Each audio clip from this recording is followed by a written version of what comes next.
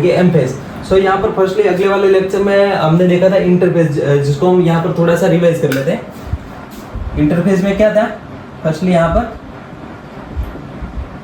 Interphase में क्या था, तो इंटरफेज में हमारा डीएनए डुप्लीकेशन या यहाँ पर डीएनए रेप्लिकेशन होता है। क्या होता है, तो हमारा जो क्रोमोसोमल मटेरियल रहेगा इसका डुप्लीकेशन या रेप्लिकेशन होता है, यानी कि डीएनए रेप्लिकेशन होगा। इसके साथ साथ यहाँ पर हमारे सेल के एम फेज के लिए जो भी कंपोनेंट चाहिए वो यहाँ पर सिंथेसिस होंगे। So synthesis of other component of cell, synthesis other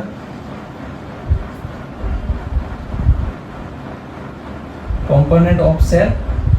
इसके अलावा क्या होगा, तो यहाँ पर हमारा सेल रहेगा, सेल का ग्रोथ होगा। सो सेल ग्रोथ होगा।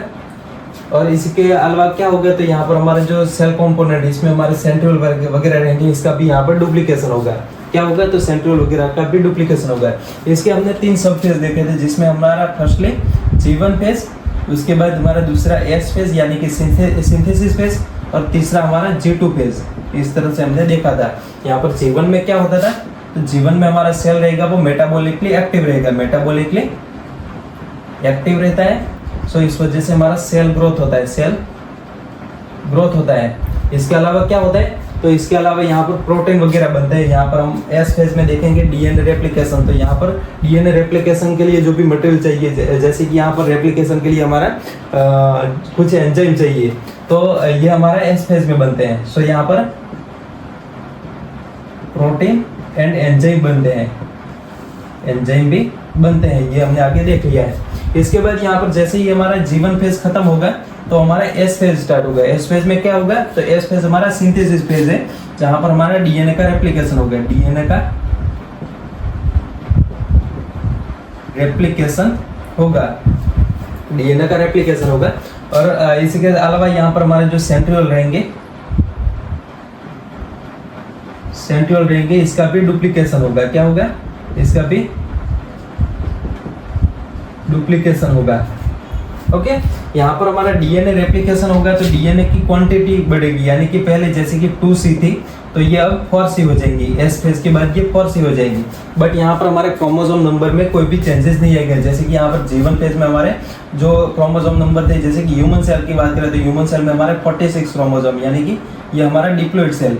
तो ये एस फेज के पहले भी ये 46 रहेंगे, और एस फेज के बाद यानी कि डीएनए रेप्लिकेशन के बाद भी ये 2n ही रहेंगे। 2n थे तो उसके बाद भी 2n ही क्रोमोसोम रहेंगे, यानी कि 46 की क्रोमोसोम रहेंगे। सो इस तरह से हमारा एस फेज। और इसके बाद हमारा G2 फेज में क्या होगा, तो G2 फेज में हमारा ये डीएनए रेप्लिकेशन वगैरह हो गया। इसके बाद ये G2 फेज में आता है। G2 फेज में हमारे सेल के G2 फेज के बाद क्या आने वाला है, तो हमारा M फेज आने वाला है, जिसको हम यहाँ पर आज इस लेक्चर में देखने वाले हैं। तो ये G2 फेज में हमारे M फेज के लिए सेल प्रिपेयर होता है। So cell prepare for M phase. तो इसके लिए क्या क्या चाहिए, तो इसके लिए प्रोटीन वगैरह चाहिए, एंजाइम चाहिए, और कुछ चाहिए, जैसे कि हमारे सेल के अदर कंपोनेंट सिंथेसिस यहाँ पर होते हैं। सो synthesis of other component of cell, synthesis other component of cell,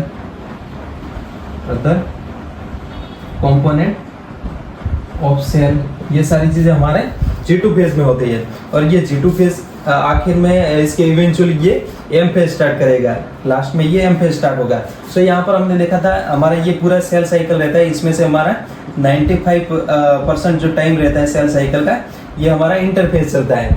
जैसे कि ह्यूमन में हमने आगे देखा था 24 आवर हमारा सेल साइकिल का रहता है। सो इसमें से हमारा इंटरफेज हमारा 23 आवर चलेगा, और ओनली हमारा 1 ही घंटा यानी कि 1 आवर हमारा एम फेज चलेगा, जहाँ पर एक्चुअल हमारा सेल डिवीजन होगा। यहाँ पर इस तरह से हमारे एक सेल रहेगा वो पहले प्रिपेयर होगा, यानी कि ये इंटरफेज है, और ये इंटरफेज के बाद यहाँ पर ये G2 फेज के बाद यहाँ पर हमारा सेल रहेगा वो सेल डिवीजन के लिए प्रिपेयर होगा। और इस तरह से ये 2 सेल में डिवाइड होगा, जिसको यहाँ पर ये हमारा एम फेज है, ये हमारा एम फेज और ये हमारा इंटरफेज। ओके, सो ये आपको समझ में आ गया। इसके अलावा यहाँ पर हमने G0 फेज देखा था। G0 फेज किसको बोलेंगे, तो यहाँ पर एनिमल सेल की हम पर्टिकुलरली बात करें तो हमारा एनिमल सेल में कुछ ऐसे सेल रहते हैं जैसे कि यहाँ पर मोस्ट ऑफली हमारे एनिमल सेल ऐसे रहते हैं, एक बार इसका डिवीजन हो गया तो ये जीरो फेज में चले जाते हैं, जिसको हम बोलेंगे क्वेश्चन फेज। क्या बोलेंगे? Question phase. ओके, सो ये जीरो फेज में चले जाते हैं और ये फर्दर सेल डिवीजन में पार्टिसिपेट नहीं करेंगे। इसमें भी वैसे दो टाइप के सेल रहते हैं, जिसमें एक ऐसा टाइप के सेल रहते हैं जिसमें कभी भी यहाँ पर सेल डिवीजन नहीं होगा। तो जैसे कि हमारे हार्ट के सेल हैं, हार्ट सेल हैं, उसके बाद हमारे नर्व सेल हैं, तो इसमें आगे कभी भी एक बार ये बन गए तो इसके अंदर दूसरी बार सेल डिवीजन नहीं हो सकता है। और हमारे कुछ ऐसे सेल रहेंगे जैसे कि स्किन के सेल हैं, और हमारे कई ऐसे सेल जैसे कि हमारे बोन के सेल हैं। तो बोन के सेल जैसे कि बोन फ्रैक्चर हो गया तो ये बोन फ्रैक्चर हो गया तो उसके बाद रिपेयर करने के लिए यहाँ पर सेल डिवीजन करते हैं, बट ये कभी कभी ओकेजनली। ओके, सो इस तरह से ये हमारा जीरो फेज, ये आपको याद रखना है। इस तरह से ये हमारा इंटरफेज हो गया। इसके बाद इंटरफेज के बाद यहाँ पर हमारा जैसे G2 फेज खत्म होगा, इंटरफेज में भी G2 फेज खत्म होगा तो हमारा M फेज स्टार्ट होगा। सो यहाँ पर हम M फेज को देखते हैं।